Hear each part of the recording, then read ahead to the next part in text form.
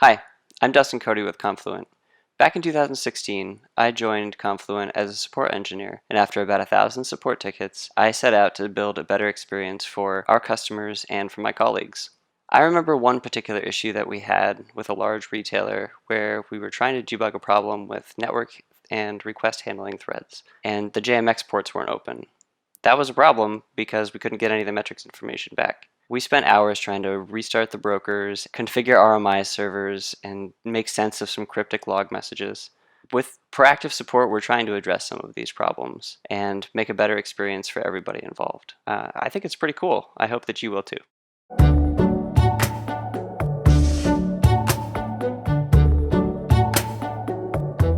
Hey, Tim Berglund here. Proactive support does three things for you.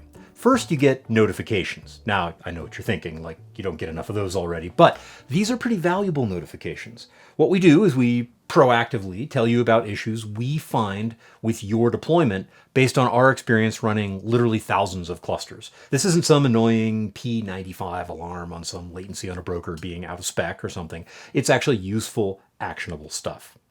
Second, you get faster resolution time for support issues because our support team will already have context about your environment when you open the issue, so we can move faster and you can get resolution faster. Third, you get a promise that we will never collect your payload data. We will only capture metadata about how the deployment is configured and performing. We do not see your messages. I mean, honestly, where would we find the time or the space? Proactive support does not collect or use payload data ever.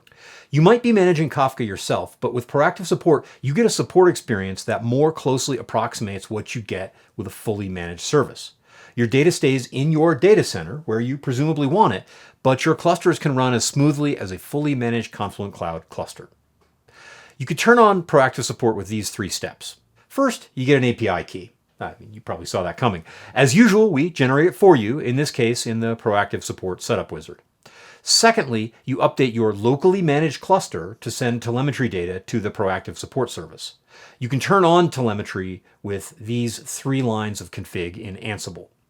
And if you don't like Ansible, that's fine. We can still be friends, but we think it's a pretty easy way to get this done, and it's the fully supported path here. Third, you just subscribe to the notifications, and then win, or profit, or succeed, or whatever it is. Point is, you're all set up now. You can, of course, choose how you want to receive notifications and even alter the channel based on notification severity. You might want like critical notifications to go to a webhook that pages somebody, but maybe informational notifications can go to a Slack channel that everybody mutes. And of course, you peruse later in a responsible way at your convenience.